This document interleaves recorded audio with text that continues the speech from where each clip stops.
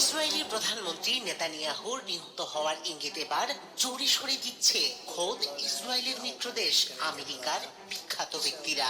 দীর্ঘদিন জনসাধারণের সামনে হাজির না হওয়া ভাইরাল ভিডিওর বিভ্রান্তিকর ফ্রেম আর সোশ্যাল মিডিয়ায় ছড়িয়ে পড়া নানা পোস্ট মিলিয়ে তীব্র হয়ে উঠেছে বিতর্ক।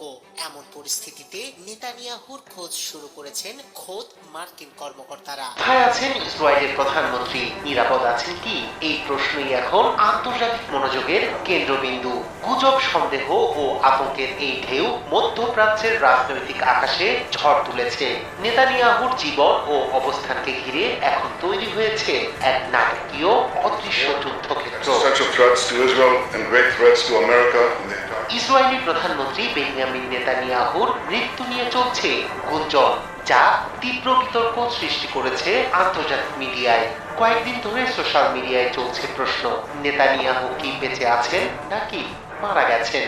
এই আবহে ইরানের সংবাদ সংস্থা তাসনিম নিউজ এজেন্সি জানিয়েছে, নেতানিয়াহুর বেঁচে থাকা নিয়ে সংশয় প্রকাশ করেছেন আমেরিকান রাজনৈতিক ব্যক্তিত্ব জ্যাকসন হিঙ্কল। তিনি তার এক্স অ্যাকাউন্টে নেতানিয়াহুর ছেলে ইয়ারকে সম্বোধন করে একটি বার্তা পোস্ট করেছেন।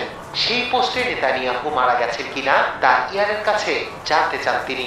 বিশ্লেষকরা বলছেন, এই পোস্টের মাধ্যমে ইসরায়েলি প্রধানমন্ত্রী ও তার পরিবারের নিরাপত্তা নিয়ে বিতর্ক উস্কে দিয়েছেন জ্যাকসন হিঙ্কল।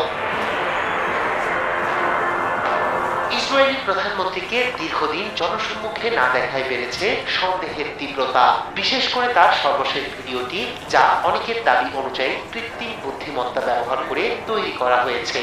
ভিডিওটিতে নেতানিয়াহুর হাতে 6টি আঙ্গুল দেখা গেছে বলে অনেক সোশ্যাল মিডিয়া ব্যবহারকারী দাবি করেছেন। এই একক ফ্রেম থেকেই ভাইরাল গুজব ছড়িয়ে পড়েছে যে নেতানিয়াহু মারা গেছেন।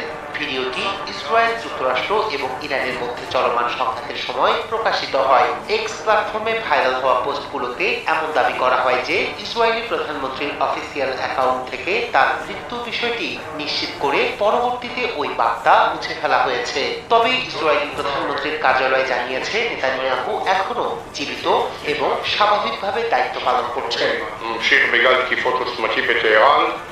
এরই মধ্যে ইসরায়েলের প্রধানমন্ত্রীকে লক্ষ্যবস্তু করার স্পষ্ট হুঁশিয়ারি দিয়েছে ইরান। তেহরান জানিয়েছে, বর্তমান পরিস্থিতিতে নেতানিয়াহুকে হত্যার পরিকল্পনা বাস্তবায়নের পথে অগ্রসর হচ্ছে তারা। ইরানি গণমাধ্যমে প্রকাশিত আইআরজিসির এক বিবৃতিতে নেতানিয়াহুকে শিশু হত্যাকারী অপরাধী হিসেবে আখ্যায়িত করা হয়েছে। বিবৃতিতে আরো বলা হয়েছে, যদি এই অপরাধী বেঁচে থাকে তবে পূর্ণ শক্তি দিয়ে তাকে ধাওয়া করে হত্যার চেষ্টা অব্যাহত রাখবে আইআরজিসি। রায়হান কবির, সূত্র ৭১।